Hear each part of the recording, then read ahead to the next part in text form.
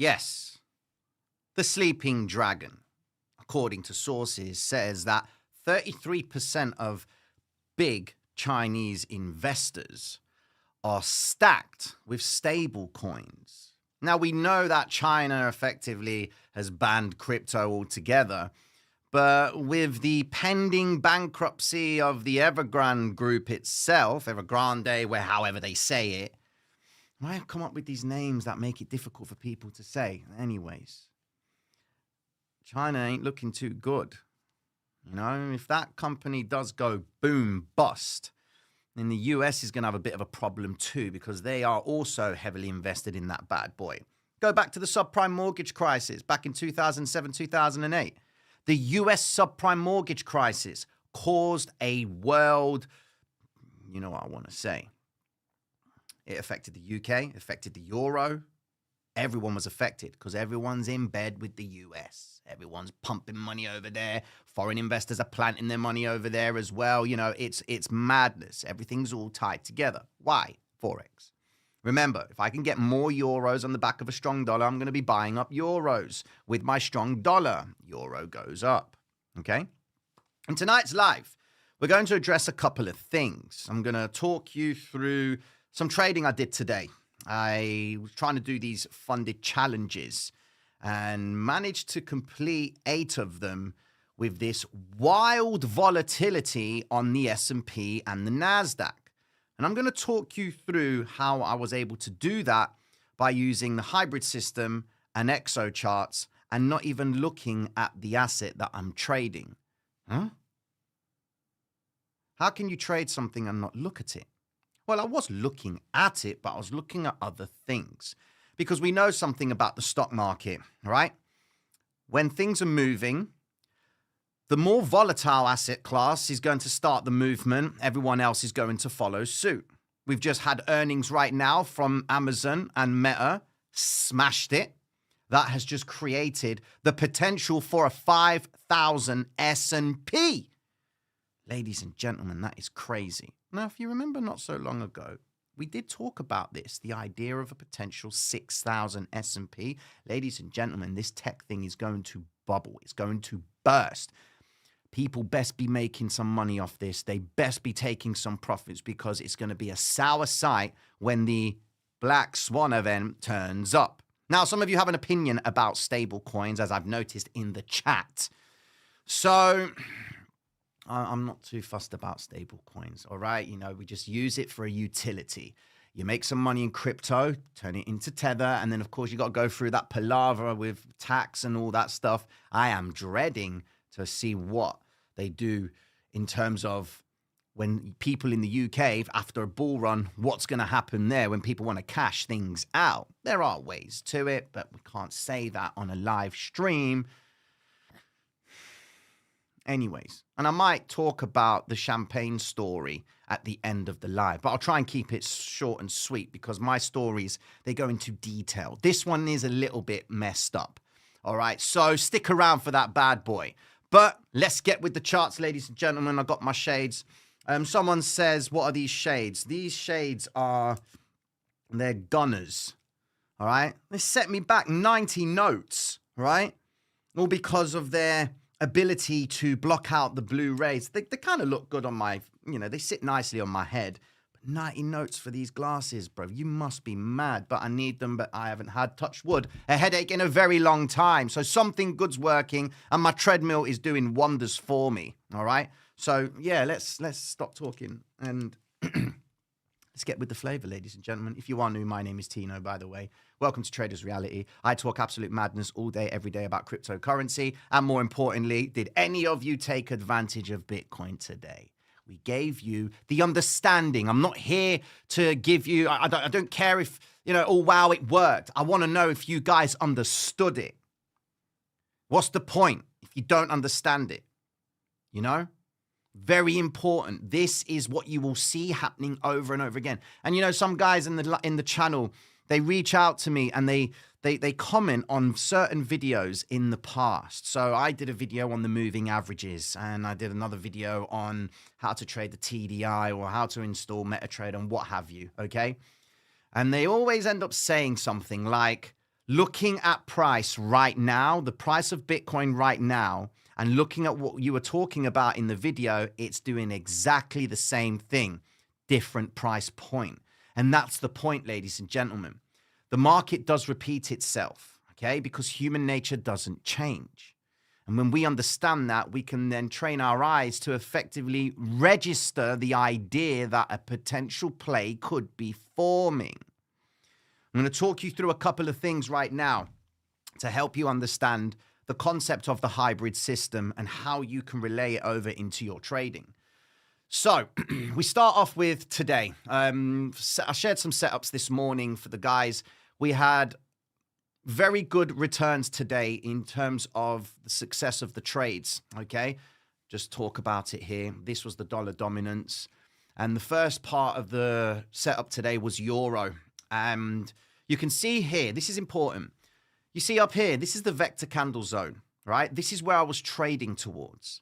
Now, in the night before, I was talking about the relationship with Asia. Now, Asia is effectively a time in the market where they're either going to move price up or they're going to move price down. And the UK and the US is either going to follow it or not contradict it, but do the opposite. And what you'll find is every time you see Asia mark prices down, the UK will either continue, but the US will initiate the reversal back up, okay? Sometimes you'll see the Asian session price goes up. It then comes down ever so slightly. The UK session comes into play. They too also mark it up. The US session ends up reversing it to the downside. Now, you've got to remember, I look at this all the time, and I've seen this sort of thing happen over and over again. And it usually happens when there is a cycle that is playing out, all right? So let me explain what I'm talking about here. So Asia marks prices lower. The US session marked prices to the downside and left the imbalance up here. That is what my target was, to effectively see prices work all the way up towards Asia and then hit the target of 108.347.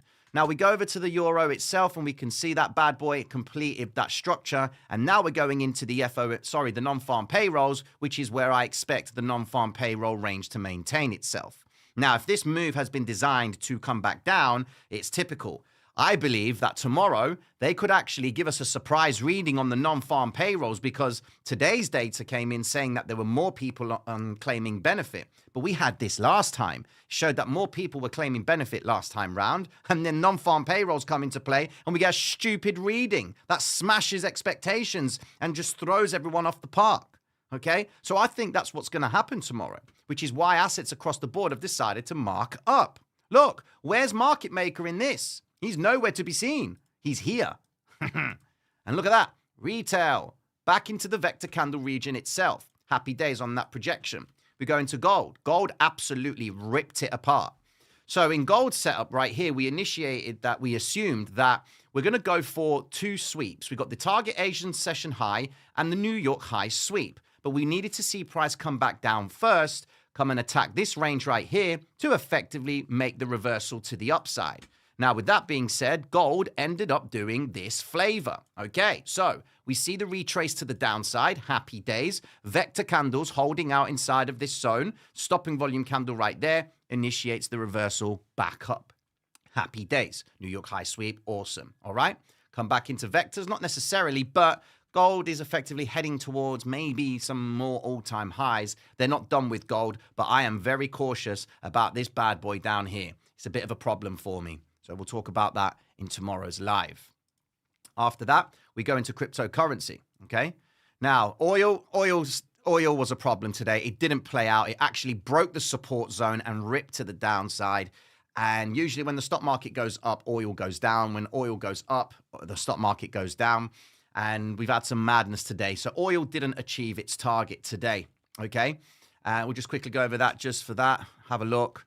It was a tricky one. Oil just completely invalidated the zone, man. It was working its way up, but then New York came into play. They just ripped it to the downside. So that was a bit of a mess up on oil. Bitcoin today we projected this move beforehand, okay? Look at how our zone, the strong test of the vectors down here, and then they were going towards the target of 42,765. We wanted that, and we only got, well, what was it? What did I want? 42,765 was the projection. 42,765. Oh, wow. Oh, yeah. So we hit the projection. Sorry. Yeah. And some more to the upside. So that's happy days right there. Okay. And then we went into, this was talking about the bids and the offers. I've been talking about this with you all week. Please go and watch these live streams that I've done where I'm making reference to this, because we spoke about this morning, how they held the bids and the offers were coming into play up here. The no bids inside of this range shift to the upside. Okay. Now, going down, we had Ethereum. I was a bit optimistic with Ethereum, to be fair. I wanted to see target one of 2,305, and Ethereum came up to that target, 2,311. First target was achieved, but target 2, I would be looking for that. But maybe tonight we could actually see that flavor. And Solana as well. Solana, I was expecting some more bigger movement by Solana. We wanted $98.78.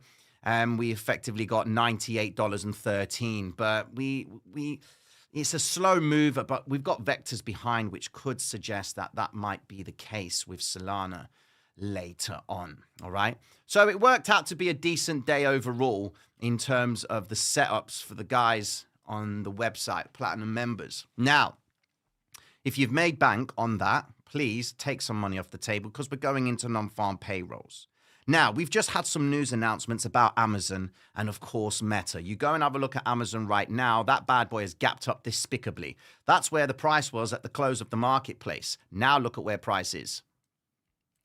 It's all the way up at $172. Crazy gains going into non-farm payrolls tomorrow. We look at Meta. That bad boy has gapped up to 420. Even more, $451 for Meta, ladies and gentlemen. This is absolutely phenomenal, okay? So they hit their expectations.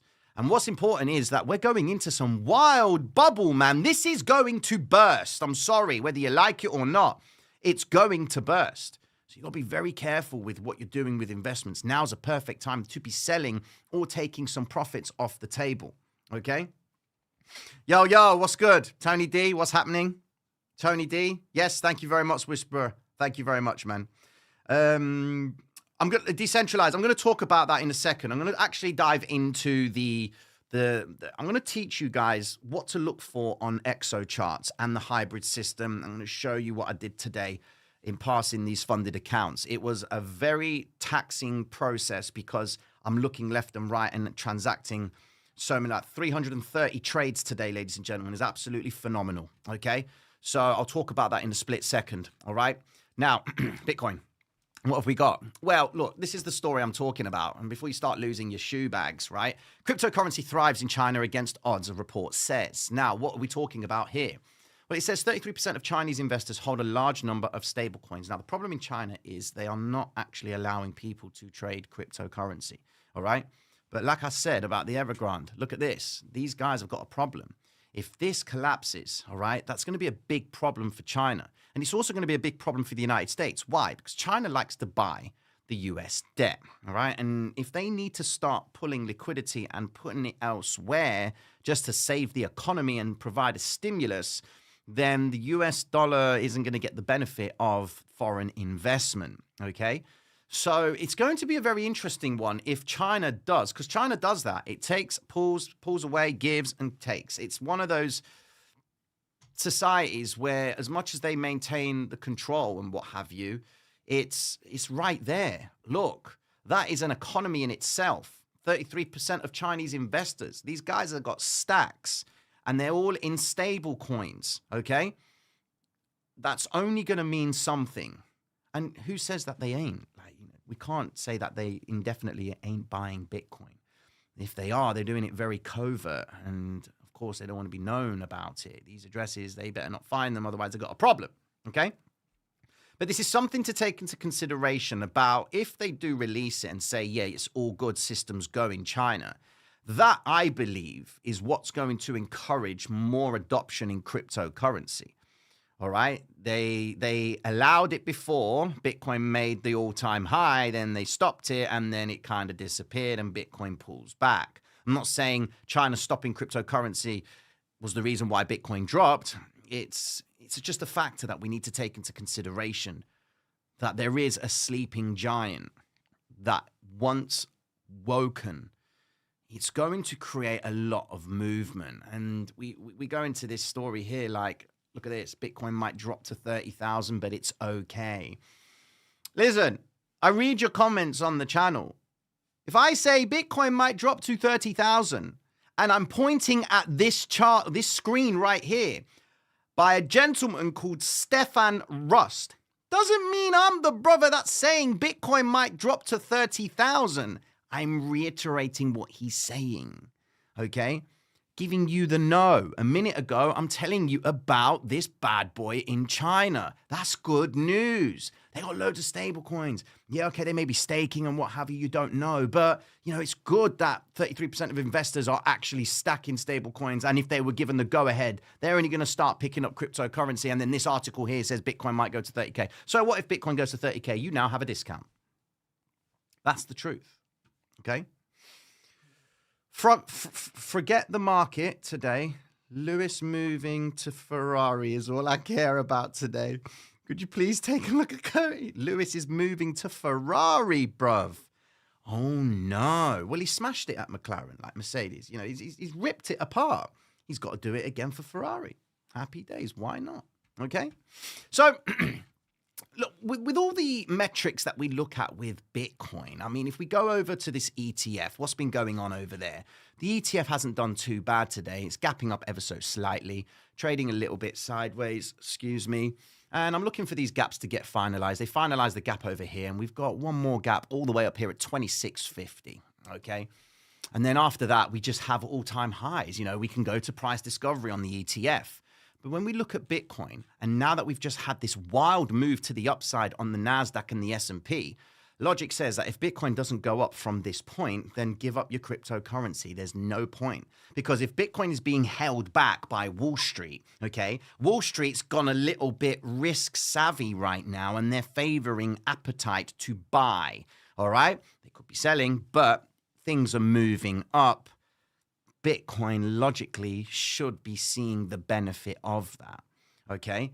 So it's going to be a critical time for Bitcoin right now, ladies and gentlemen. And if we even go into the daily time frame itself, the current candlestick is doing very well to hold above, and we're going back into it, ladies and gentlemen. We're going back into, I'm going to go through your altcoins in a second, bro. Remember, I'll look at Coty in a sec. We're going back into the idea of the 5 and 13 EMA. So holders right now are looking at this thinking, should I start buying Bitcoin to take advantage of a move up? Okay. Look at what we've got here. We've got the 5 and 13 EMA yet to cross over the 50 EMA. Okay. Now, the idea is this. If the 5 and 13 EMA, which are these two moving averages, actually cross over the cloud of the 50 EMA, this is for the holders, okay? And you're accumulating inside of this range, you would want to be taking some partials. When I say partials, I mean profits, as Bitcoin starts to attack this zone, okay? So what you're effectively going to be doing now is loading up hypothetically on Bitcoin, hypothetically, okay? It's not financial advice, it's common sense. If Bitcoin, and you're loading up inside of here, manages to successfully clear this range, all right, then Bitcoin in principle will start to work the liquidity to the upside. It's above this point where you will be considering taking profits, just so that you can come back to the capital and be like, look, I've now got more cash to load up on Bitcoin when it next time does this thing. Now, if the 5 and 13 EMA sustain themselves, Bitcoin moves up to this zone and continues, then we're going to be paying attention to how price behaves at these two price points, or should I say these moving averages. Go back into the chart, and you've got this exact story all over again. Where were we? This area here. So go back and watch the live streams from Wednesday, the 15th of November, all right?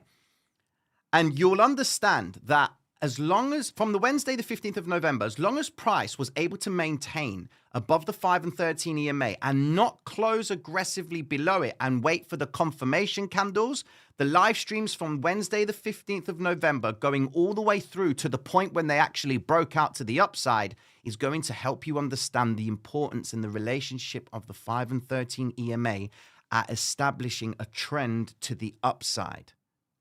How likely are the offers going to be maintained over the period of a day going into the next day? So right now we're looking at Bitcoin here, and we are effectively waiting to determine if the sellers or the offers are going to get triggered and price is going to continue above this zone. Remember, I said this week, unless Bitcoin can get above the 50 EMA, this point right here, which was 40,698, and the 50, and this point right here, I'm not interested in longs. But now that Bitcoin has actually made it back up towards this point, which has effectively recovered the point that it aggressively sold from, this is, in principle, a very important zone for Bitcoin. And there is an element of risk here, ladies and gentlemen. Yes, Bitcoin could sink from this point. As much as we would anticipate Bitcoin to go up, and I'm not saying Bitcoin's going to go up because I want you guys to feel happy about it, because it's nice to talk positive about Bitcoin. Wake up, man. This is a liquidity game. There is no room to be sentimental about crypto. It's a dog-eat-dog world. People don't care. Look at these rug pulls that are happening all over the place. All on the hopes of people being able to make a penny or two on the back of this mad asset class. So when you are putting yourself in exposure, just remember, as much as it looks good that we want to trade back into the vector candle, please exercise diligence.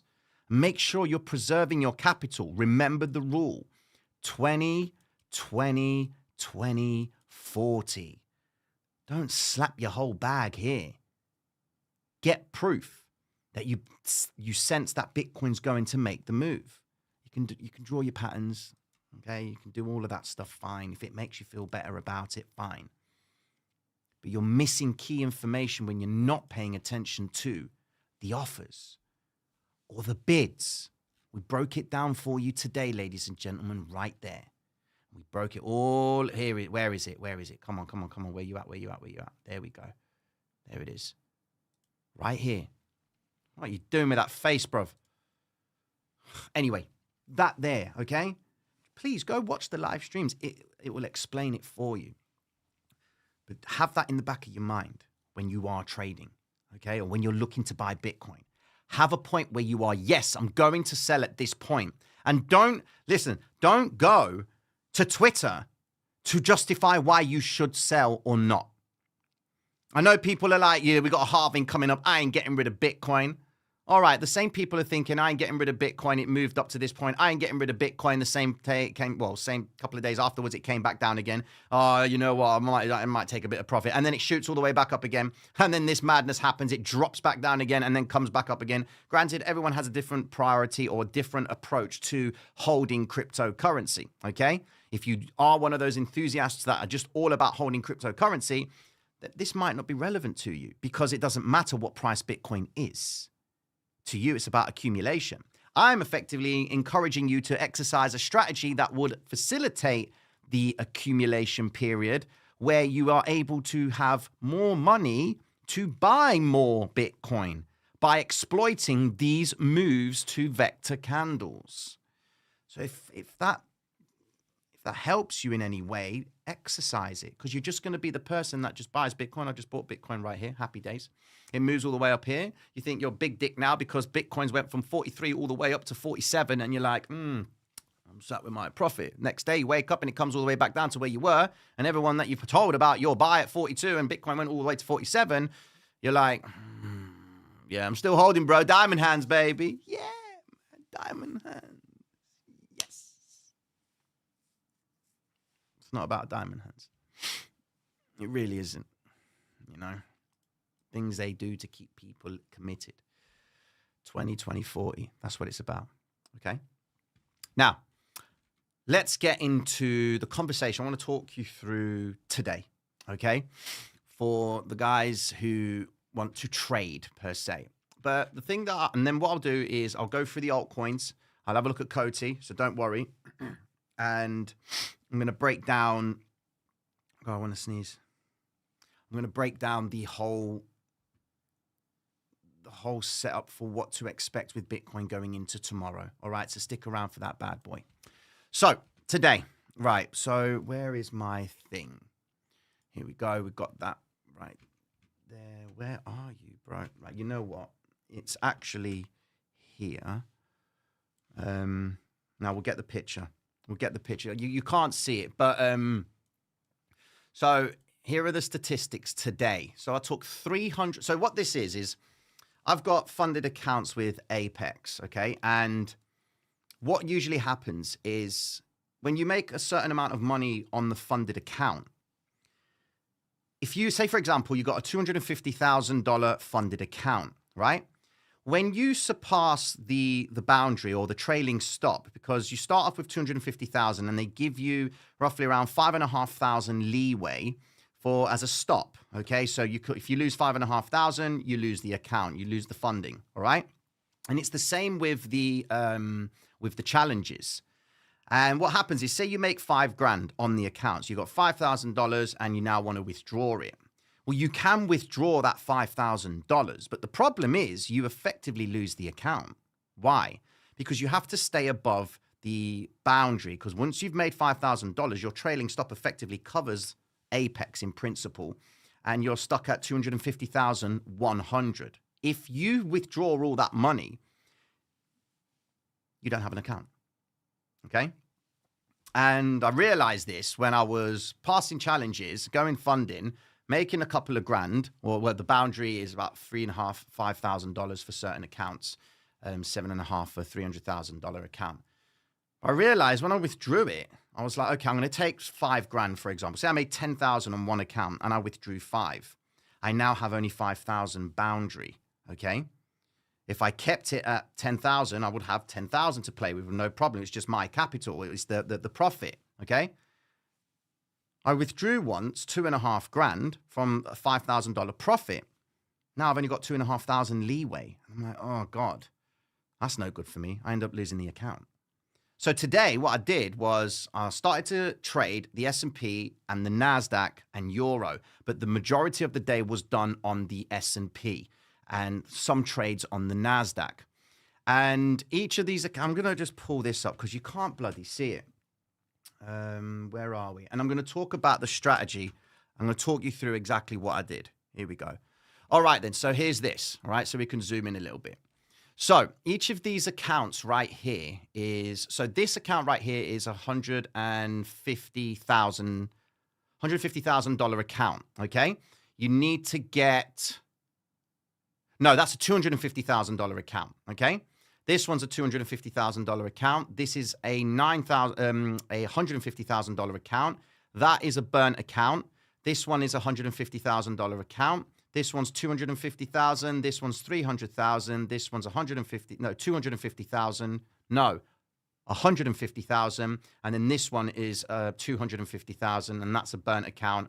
And that is another account, but you just have to open a minimum trade just to qualify for the 7 trading days per se. Okay. Now today's trading, this is I didn't trade 2,892 times, but today's trading principally was 331 trades, 272 winners, 59 losers, 82% win rate, 17% loss rate. Okay. And it was all trading the S&P, and it was it was just trading the S&P, primarily the S&P, by using the hybrid system and ExoChart. So now I've effectively got, in total, I've just sealed another $1.75 million worth of funding. And what I'm going to do now is what I've been doing is make a couple of grand on one account, move to the next account, go make a couple of grand on that account, come back, might lose an account, might lose 2 accounts, then keep on doing these challenges just so that you've got a continuous flow of funded accounts that you can move to. Because when you're stuck with one account, you lose the account, you're done. All right. So it's good that you can do this. I had to do these manually. There was no trade copying whatsoever because they don't have it with a on the Jigsaw, which is what I use. This is Jigsaw. So effectively what I had all these accounts and these depth of markets like this. And what I was doing was I was placing the orders with their little order thing right here, the little order terminal, and I have it across my ultra wide. And what I've got is effectively this, but I've got 7. I had 7 depth of markets. So I would open one trade and then go and open it again. So what I do is the risk factor is very important here. You've got to make sure you're sticking within the risk parameters. Otherwise, you're blowing accounts. And you do blow accounts when you do this, okay? This is why you've got different denominations on the P&L of today. Now, what I do effectively, I'm going to tell you how I place the trades. I'm going to show you what you guys need to look for when you are getting ready to do this sort of thing. What I like to do is I like to have the standard contracts and the micros for the S&P. So on the left over here, you've got the micros, and over here, you've got the standard futures contracts for the S&P, okay? Now, the most that you can use on a $250,000 account is 25 standard contracts. And then over here on the micros, you can use up to 250 micro contracts, okay? What I like to do in the first instance is I start off with around 5 to 10 contracts on the standards, and then I start off with around 25 to 50 contracts on the micros. If it works in my favor, based on me trading towards vectors, focusing on VWAPs and all of that, which I'm going to get into in a split second, I then scale in. That's why I've got so many trades today, 331, because what I'm doing is in a specific zone. For example, look at price in here. If I see that the offers were coming in over here and they looked like they were trying to hold price, but the bids kept on coming in, pushing price up, and I'm focusing on the depth of market and I can see bids loading up on the order, I'm going to think that every time price comes down, I'm going to try and get a fill in that area. And then the idea is that it's going to bounce from that point and net me about 4 or 5 ticks, okay? So that's where I'm doing that. And you can see just roughly here. So those trades right there, I just placed them 5 trades and I held on to those ones. And this one, well, that was all green on that one, okay? But let me give you an example over here. This one was no, micros. No, it's not that one. Let me just bring it. Oh, come on. Come on, where is it? Where is it? Where have I got more data? It should be. Where is it? Is it this one? I hope it's this one, where I'm opening and closing trades. I'm literally green on absolutely everything. Well, I had a couple. There we go. So you had losses there, 3 losses on that account right there, and then the positives. And what I'm doing there is I'm scaling in and out on the back of the order flow, showing that bids are holding here and they're going to hold price to mark up because the market was favoring higher prices anyway. Okay. So now take that logic, keep that in your mind, what's going on and what I've just explained here on the depth of market. Okay. Now let me show you what to look for and you guys will then be able to do exactly the same thing. Okay. Check this out. Where we at? Exo charts. Now, this might be a little bit intimidating to anybody new, but don't listen, guys. You might think my nose, I'm ready to sneeze. I really am ready to sneeze. I've got a very itchy nose. Okay. Now, all of what I've done today to pass all the 8 accounts was done on this, waiting for this, and trading this. So going into that. Okay. Now, earlier on today, I shared this projection on the NASDAQ, talking about price going back up into the vector candle zone. Okay. So I'm scoping out what I'm looking for throughout the rest of the day. I'm going to get to your super chats in a sec, guys. Please. I'm going to get to super chats. Don't think I'm ignoring it. I will.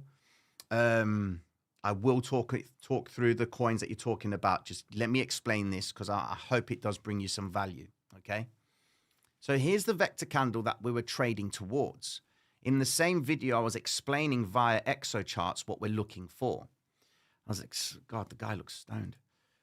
I can't have that there. Sorry. All right. There we go.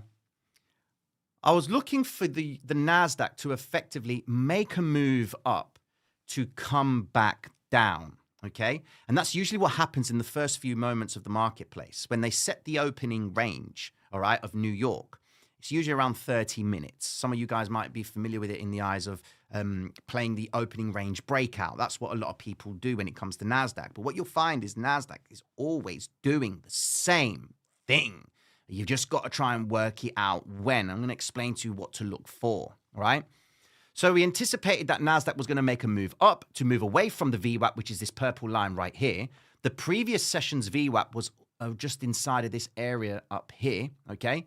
And the guys would either take the longs or take the shorts, okay? I took the short, but there was a little bit of a time delay, okay? Let me show you.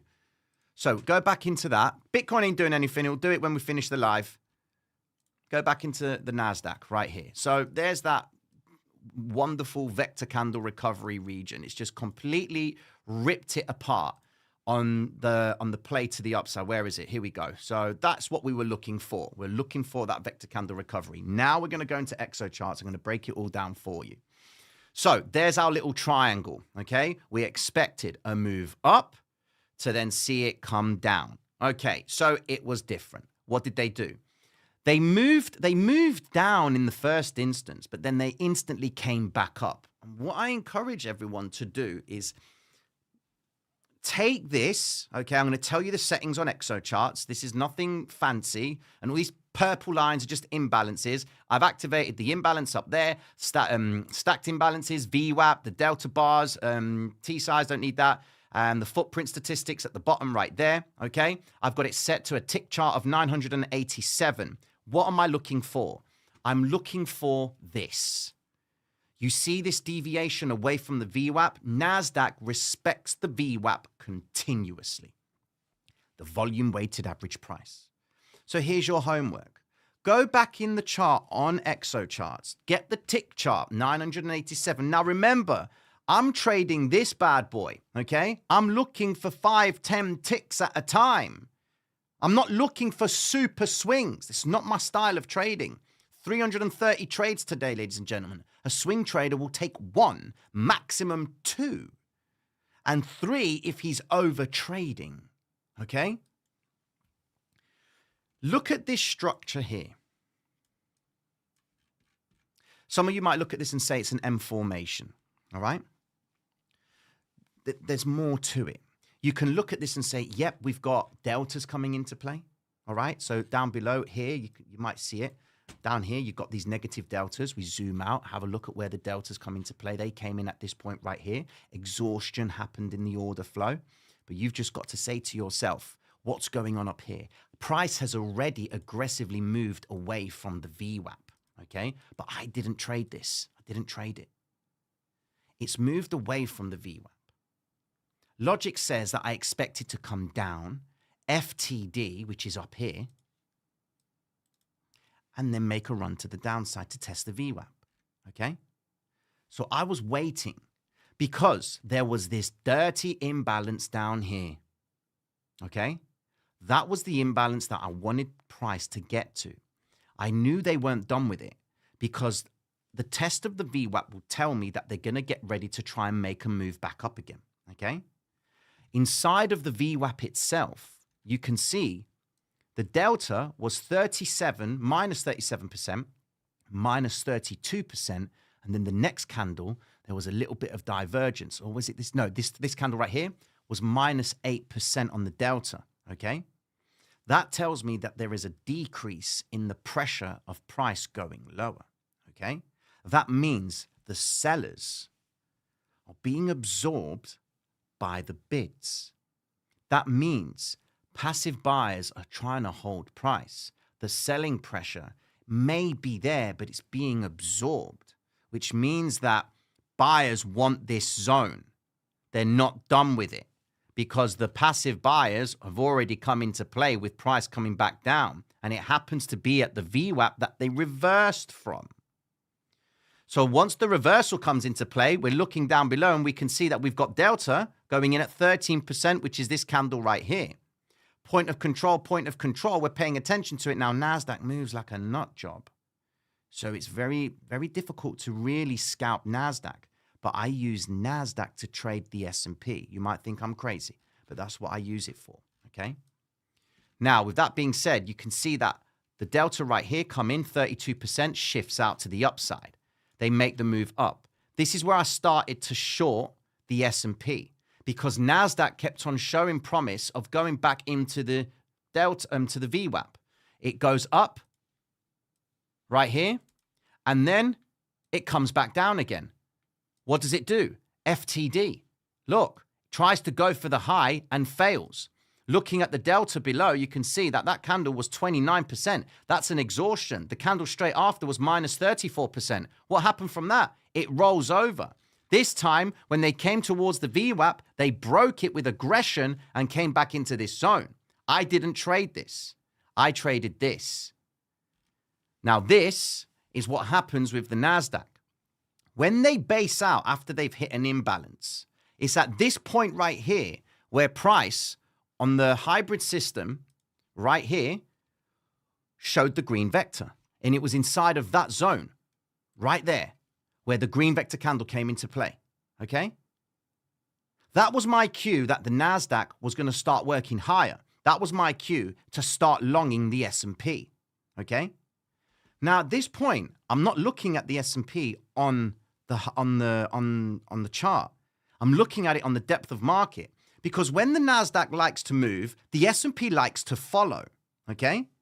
Now, what you see here is they've gone all the way back up and swept that area up here and did what? They came back into it again. This time they didn't hit the VWAP, but they reversed away from it. Guess what?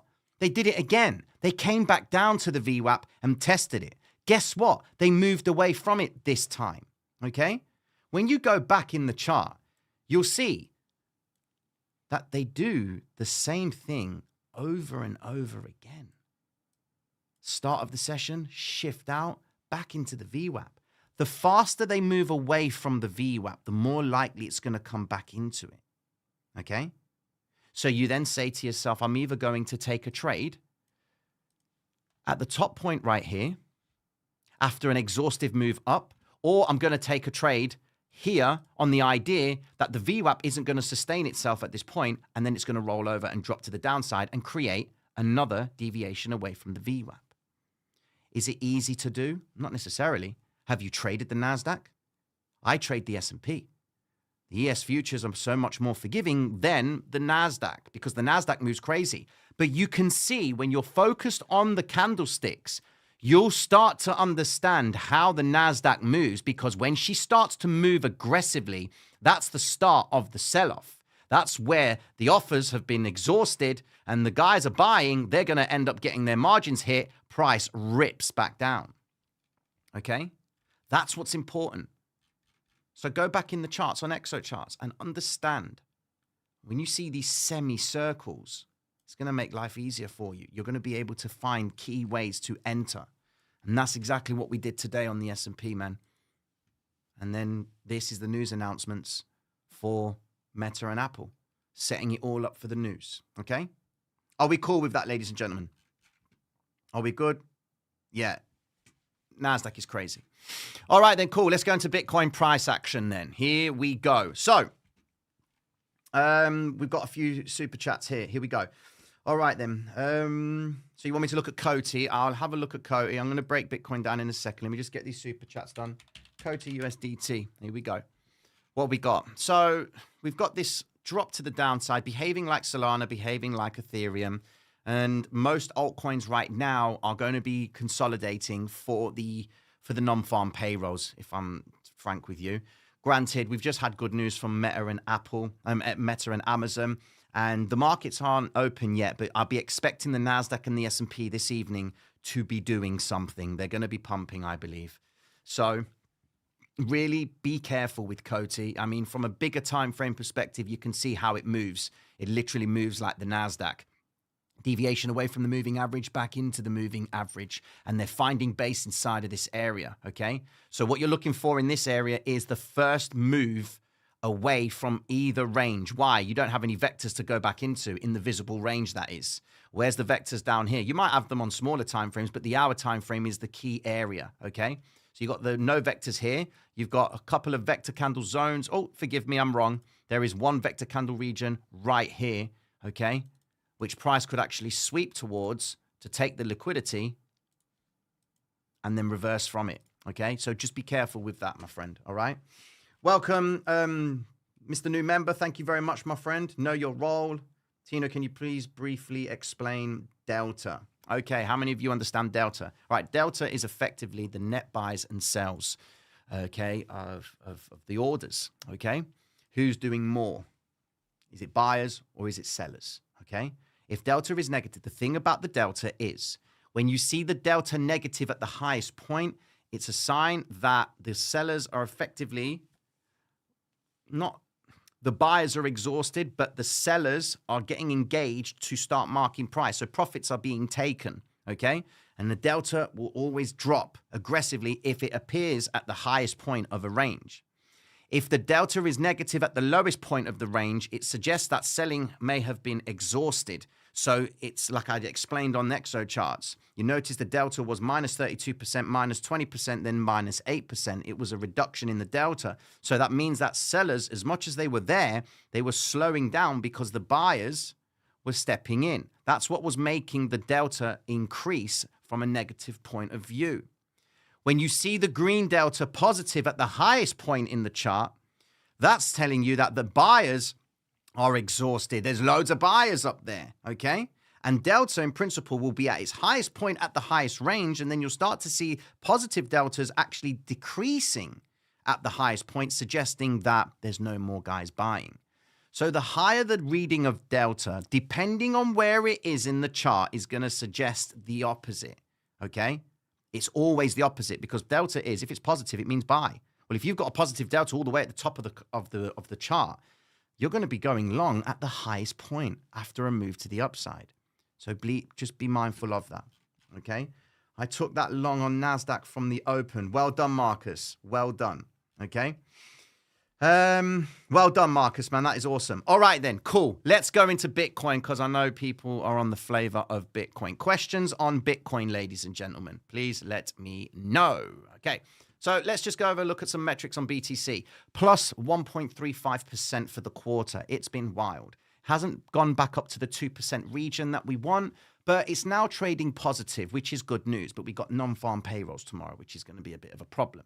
I would want Bitcoin to drop tonight for non-farm payrolls to come back up, okay? Especially with what's going on with Meta and Amazon, you'd think Bitcoin would mark up higher. Going into Bitcoin's order flow, we can see that we have got a few offers coming into play. We've got 10 million at the top side of 43,930. We then also have, I won't go at 44, but we don't really have anything big. Well, 5 million nearly at 44.50, 44,500. But close by, if anyone's looking to try and scalp, we got 2.6 million trader initial amount at 43,297. But the problem is, if you look at the chart, we're not really seeing bids of significance. If I change the settings on here on the CoinAnk, you'll see that you'll get loads of, you'll see all sorts of stuff. I'm not interested in that, okay? I want it to be the highest orders possible in the chart. And the biggest order of bids is down here at 42,750 with 2.81 million, okay? That's not much. Down here, you got 7 million, okay, at 42,464. But as we go lower, it does start to increase, but I'm not really seeing the beef. I'm not seeing the beef purchase. I know historically that this area here, 41.9, is a big area of support. So if Bitcoin does surpass this point tomorrow, hypothetically, okay, if it does drop to this point, expect V-shaped plays here. And if that V-shape can't recover, then it means that these guys right here are going to end up paying the price because they've tried to save the chart. Because look at how much they transacted. It was originally 2.6 million and it's actually traded at 9.5. All right. So it was nearly 256% more than the initial amount. That's commitment right there. Those guys effectively have sold into that now. They must have sold into it. There could be a bit more profit for them to take, but just remember, if the bids start to come in here, just be very mindful. These are areas of support. And if we don't see the big commitment coming in, then there's a good chance Bitcoin will just fall all the way down again. Okay? Anything else? Any questions? Tino, will Bitcoin reach the weekly high now? Well, let's go and have a look at the weekly high. Let's go look at Bitcoin's weekly high. Let me just get rid of this stuff here on the sessions. Okay, then. So the weekly Will it reach the weekly high? Well, the weekly time frame has already recovered the vector candle. Literally, it's taken the vector candle on the weekly. All right? Still above the 5 and 13 EMA, which is sitting roughly around the 42,187. Okay? Which is why we said on the daily, it's very important that this holds. This range that Bitcoin's in holds, because if it doesn't, then we're going to have ourselves a bit of a problem. But it's 3 days until this weekly candle can actually finalize, all right? It's already swept this area, swept that area, and it's trying to sweep and attack this zone. Tomorrow would be the logical time for Bitcoin to attack and recover this wick. That's what we're looking for it to do. We justify that by the daily candle right here, for Bitcoin to come back into this zone right here, okay? But it's easy to say, yeah, it's going to come back up to recover this red vector candle zone. Fine, I'm cool with that. And if you think I'm just going to go long and then hope for the best, well, you want to be careful with your margins. That's all I'm saying to you, okay? You can't just open trades and hope that, yeah, it's going to go up towards that point. Yeah, what if it comes down first and eats all the bids, the guys that want to commit in Bitcoin in this area before it actually goes back up again? Non-farm payrolls. You know what? It won't be the first time that Bitcoin has gone down. The markets are shooting up, but Bitcoin ain't going nowhere. And if anything, it's trading negatively. All right. And everyone's asking the question, hold on a second, why has Bitcoin gone down? Technically, Bitcoin should be going up today. It should be moving up in line with Euro. But again, Euro made the move to the upside today, all right? And you don't really see that many vector candles or impressionable candles to the upside because it's market maker. And what Euro will do effectively is it's going to drift inside of this range. I mean, it's still got a vector candle zone to take up here at 108796. Euro is up, dollar is down, but Bitcoin isn't really up, okay? And this is where I have more conviction that before non-farm payrolls, Bitcoin will likely test the bids because that's where they are. They're going to want to test them because this is where retail goes long. Bids go long when price drops, okay? So these are two very important areas in Bitcoin right now, which are going to sustain the idea of it going higher or towards tomorrow's session, all right? You've got the news coming out at 1:30 tomorrow, all right? And then you have consumer sentiment at 3 o'clock. Me, I won't be trading. Why? Because it gets a bit choppy and I don't have a marketplace to trade into going into the Asian session. Cryptocurrency is different, of course. But that, logically, you'd want to wait for non-farm payrolls. It's the most anticipated announcement that's coming out, okay? The non-farm payrolls is effectively going to be the decider whether tomorrow's going to be a run for profit or not. Okay. Any questions? Any questions? Looks like it needs to recover to 40K. The green vector candle on the daily. The green vector candle on the daily, 40K. All right then. So green vector candle on the daily might be on a different broker. All right. Let me ask you guys this question. How many of you believe that Bitcoin is actually going to hold this point and sweep the vector candle? How many of you believe that's going to be the case? Or actually, no. How many of you believe that this is the top before the halving? How many of you believe that that is the top for the halving? Bitcoin won't surpass that point until the halving. How many of you believe that? Type 1 if you think that this is the high that Bitcoin is going to hold at. And the halving comes in, Bitcoin's going to drop. If it comes back up to this point, it will drop back down in time for the halving. How many of you believe that to be the case? Type 1. If you don't believe that to be the case, type 2. I want to know where your heads are at. Okay. Yeah, my voice is starting to crack. I know. It's always at the end of the week. Tino, what indicators do you use on that coin ank? Also, who got you in the Fury Yusk fight? Who you got in the Fury Yusk fight? Fury, bro. Yusk is a technical fighter, though. He's a tricky, smart fighter, all right? But Fury will get smacked. He'll get rocked, but he's got the heart of a lion, man.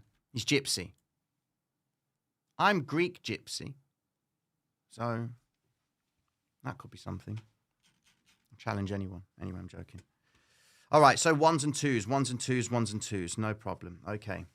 So it seems like you guys all think that it's going to actually drop. Well, got some twos right now. I think it can go to 50K, maybe, but I think low 30s before the halving is possible. All right, so that's, of course, in line with this article right here. Bitcoin might drop to 30K, but that's okay. Pandemic blips, talking about global debt, which remains significantly higher in its pre-pandemic level, may return to its long-term rising trend. This is true because debt is just absolutely unbelievable. And you know what? When people talk about the idea that Bitcoin is going to be the go-to for... It's going to be the go-to when people lose faith in monetary policy. All right, cool. So what you're going to use to buy the Bitcoin? You're going to use fiat, aren't you? Okay, cool. So you still have a little bit of faith in fiat. You need to use it. And if people are using it, then it's going to encourage its use. You know, you're not going to just give up fiat because you're only going to go back to it when you want to exchange it. And that's the crap thing about it. Not everyone is accepting Bitcoin unless you want a coffee or you want a watermelon or you want other services that we're not allowed to talk about. Anyway, usually Bitcoin takes a dip during the halvings. This is true. This is it. Thank you very much. I know I should. I think it might hit 45K on the halving date. Okay, then. 10K. People are talking about it. Okay. Hey, Tina, today I did the free course. Okay. Recommend it to anyone. Happy days. Who wants to learn? All right, let me read that. So today I did the free course. I would recommend it to everyone that wants to learn investing, trading. Thank you. Happy days for you, man. Happy days. Can you look at Uma? Uma. Who's Uma? Oh, wow. What's going on here? I'd expect it to get recovered straight up.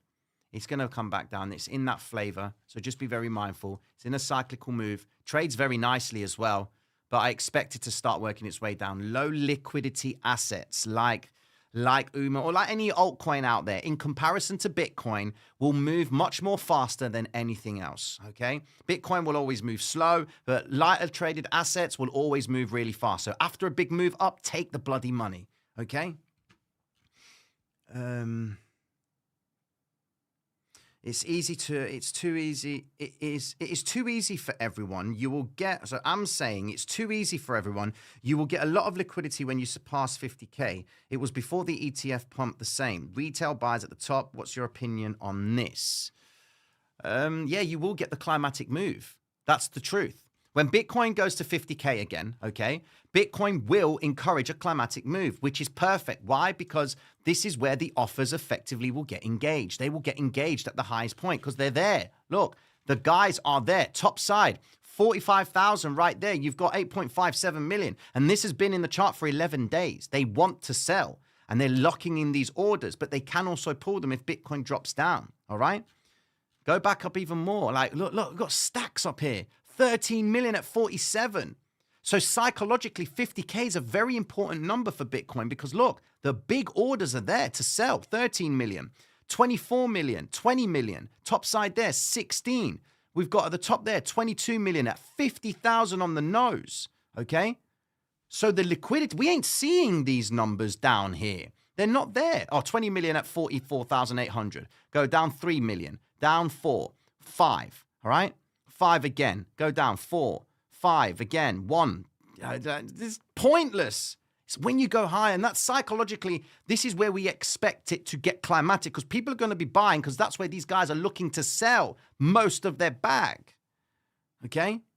And when they're selling most of their bag at that point, then that's what's going to have pressure on Bitcoin to the downside. Okay? Okay, then. Unbitcoinable. What's good? Hi, Tino, I'm new here. Like your content very much. Can you maybe next time tell about the tools, the website use, and which ones are for free? Thank you very much. Okay, cool. So the hybrid system is free of charge. You know that. Okay, so you just go to TradingView, download it, or go to the Traders Reality website, and you can go through that info bar, and it will talk you through how to download it. Okay. You've got the Bookmap. The Bookmap haven't got up tonight, but Bookmap is a premium service where you're looking at the orders. So go check out bookmap.com. They have all the stuff and all the fun stuff that we talk about every day on the live. CoinAnk, I don't know if it's free. I've tried to go and pay for it, but it seems like I'm not paying for it. But the settings, I just go into the indicators bit, and I've got footprint and large limit order. And I've got liquidity heat map, order book profile, and that is it. And what I've got activated is liquidity heat map and large order. I don't even have the footprint. And I don't even have the order book profile. Don't even have it on. Okay, so there it is. That's the order book profile. That is it. I don't use nothing else. All I'm looking at is the offers and the asks. I'm paying attention to the relationship of how they were committed before and afterwards they weren't. Okay? And when you pay attention to this, you're then going to understand where's commitment. And with that commitment, you can then say, you know what? I'm happy to see price. I would expect it to go higher today. Cool. I've given a logical an explanation about it. The bids came in aggressively the night before over the initial amount. That means new money effectively came in at that point. The history of the market, the brain of the market, its memory kicked in at this point because there was an order for 2.68 and they loaded up again to the sum of 256% more than what the initial order was about, or the initial amount, sorry. Okay? Okay. Get you the code. What code? Exo charts over bookmap. I mean, I use both, but it depends on the kind of trader you are. Okay, I would use Exo charts if you're trading NASDAQ.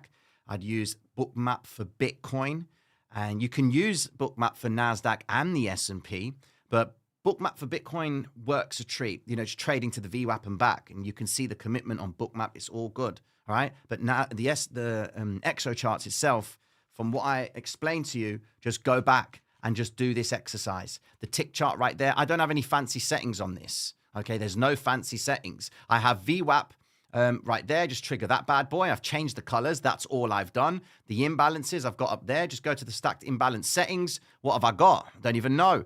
That's it. There's nothing fancy about it. Nothing fancy at all.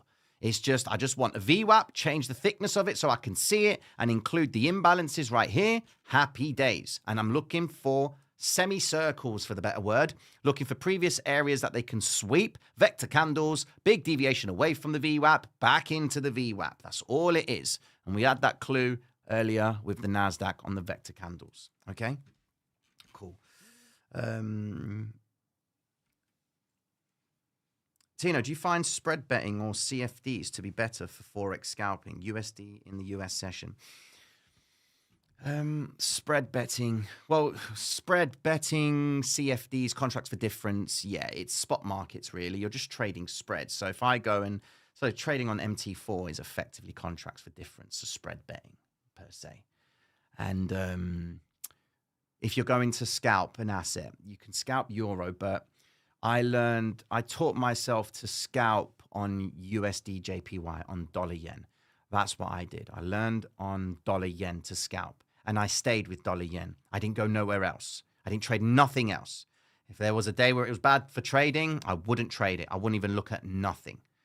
I just stayed with dollar yen. So stick with your asset. If you're going to scalp, just stick with the asset that you're choosing. Know how it moves, and you'll get a good idea of how it behaves. No different to what NASDAQ did today. Like I said, I didn't trade NASDAQ. I did trade a bit of NASDAQ, but I was looking at NASDAQ's behavior because the NASDAQ and the S&P, they move in sync, but the S&P is a bit slower, but carries, covers a lot of, they just move the same.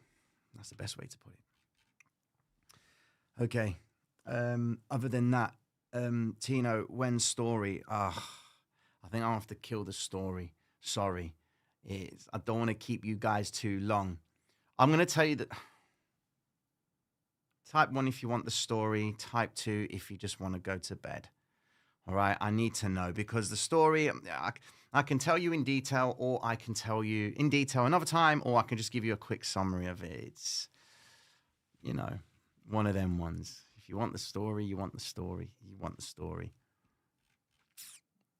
Tino, would your opinion be if we would touch the psychological low again and consolidate above it? Well, don't. I would not encourage to do much. I mean, the psychological low is a big drop from now until non-farm payrolls, but I would want it to drop now aggressively, as fast as it can. You want the story. In Cyprus, there was this bar, okay? It's called the Havana Bar, all right? Ages ago in Napa. And I was able to, host DJ a night there ages ago, okay? And there were 3 podiums in this bar in Cyprus, okay? And as the MC, you're getting people going, excited to start getting pumped up, and they were giving prizes away. Some of the prizes were to go free in a nightclub, or get a free drink and what have you. All right. So these three girls decided to get up on these podiums, and they were given these tasks, and they were all given 3 tasks each. One bird over here, she had to do one, another one, and another one. So all 3 of them did the same task. All right. Who could do it better? One was take a shot. Well, another one was take a shot with one leg and all of that stuff. All right. And then it was the victory lap, the last task. All right. And they basically had to do something with this bottle of champagne. They said, get creative, do whatever you like. And if you can do it the best, you win these tickets to get into the nightclub. That was the big prize. There was this bird. She was battered. Like, she was done. Alcohol, it wasn't alcohol in her system. It was a demon, bro. This chick was wild. And I'm stood at the back on the booth, and, I was going away from the booth, going down, just saying, cheering them all on. Yeah, yo, what's good? Oh, you're crazy. All that madness, right? I said to them, get adventurous with this bottle of champagne. You're free to open it. I was expecting them to pop it, shake it, and go crazy, do some dancing. We were going to give all of them the tickets anyway. That's what the plan was. This chick, right, decides to stand straight, gets the bottle, puts it in her mouth. Yeah, she was going a bit crazy with it. Plants it on the podium, pulls her pants down, bruv, and starts to gyrate on this bottle of champagne. Like, she was going down and up. So awkward, because I'm there like, I couldn't say anything on the mic. Yeah, that was a very traumatic experience. And she was loving life at that point, and she was in her own zone. Bouncers came in and like, yo, come back here, please. Stop that. She then ended up sitting in the corner, and she was flat out. We gave her the tickets, but she didn't go anywhere. And her friends were there like, oh my God, you did it so good. Oh. That's what happens in Napa, man. So yeah, I won't ever DJ ever again. That was a scary thing. She looked like a horse, bruv. Like, that's what made it worse. And it was a scary experience. I did not expect her to do that. She just did it. She didn't care. Fair play to her, man. She got balls, bruv. Like, but yeah, that's the story of the champagne. Mad love.